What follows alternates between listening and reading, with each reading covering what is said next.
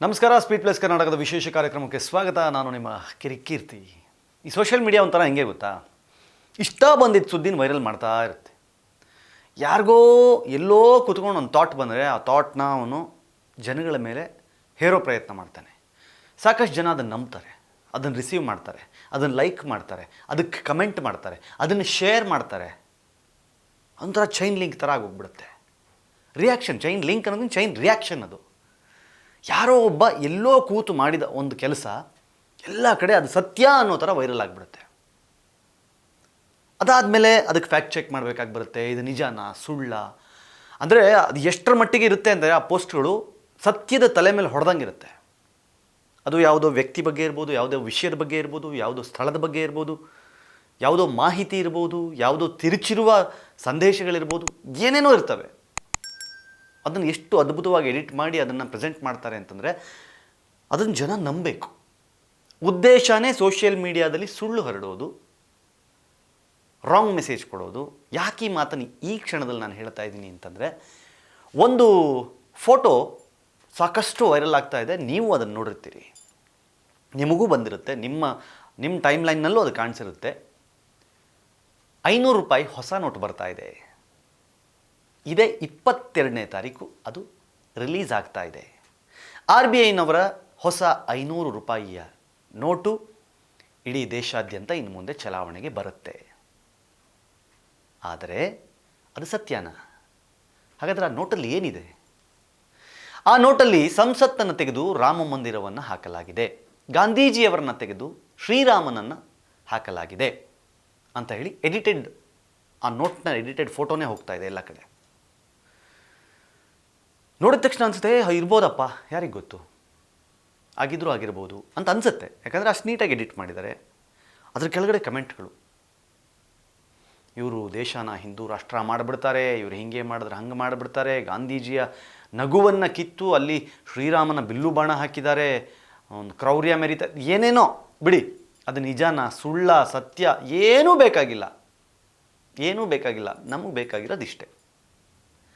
ಅಲ್ಲೊಂದು ಬಂತು ಸುದ್ದಿ, ಅದಕ್ಕೆ ಅದು ನಮಗೆ ಪೂರಕವಾಗಿದೆ, ಸೊ ನಾವು ಅದನ್ನು ಕಮೆಂಟ್ ಮಾಡ್ತೀವಿ, ಅದಕ್ಕೆ ನೆಗೆಟಿವಿಟಿ ಸೃಷ್ಟಿ ಮಾಡ್ತೀವಿ. ನೋ, ಕೇಂದ್ರ ಸರ್ಕಾರ ಅಥವಾ RBI ಈ ತರಹದ ಯಾವುದೇ ಚಿಂತನೆಗಳನ್ನು ಮಾಡಿಲ್ಲ.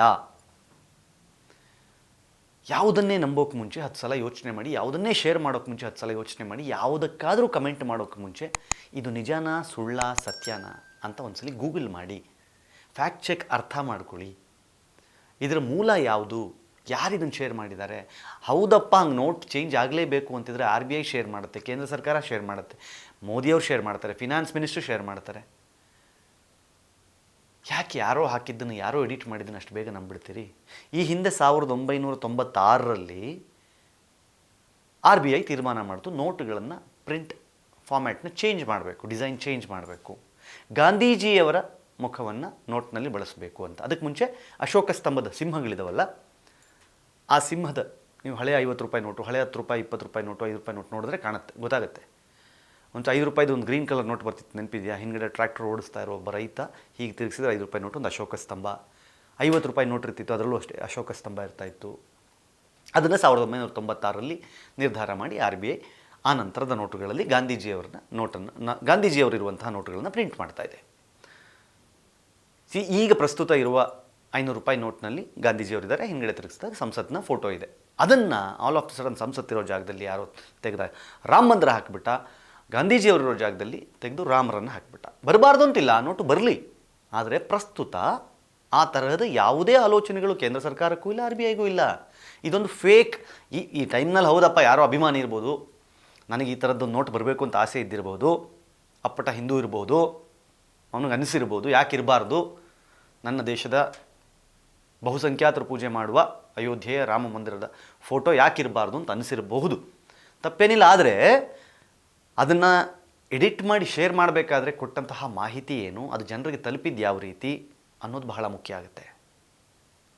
ಸೊ ಹಾಗಾಗಿ ಸ್ವಲ್ಪ ಸೋಷಿಯಲ್ ಮೀಡಿಯಾದಲ್ಲಿ ಹುಷಾರಾಗಿದ್ದರೆ ಒಳ್ಳೆಯದು. ಯಾವ್ದು ಸತ್ಯ ಯಾವ್ದು ಸುಳ್ಳು ಅನ್ನೋದನ್ನು ಅರ್ಥ ಮಾಡ್ಕೊಳ್ಳುವ ಕೆಪಾಸಿಟಿನೂ ಇರಬೇಕು. ಆ್ಯಂಡ್ ಕಮೆಂಟ್ ಮಾಡೋಕ್ಕೆ ಮುಂಚೆ 100 ಸಲ ಯೋಚನೆಯೂ ಮಾಡಬೇಕು.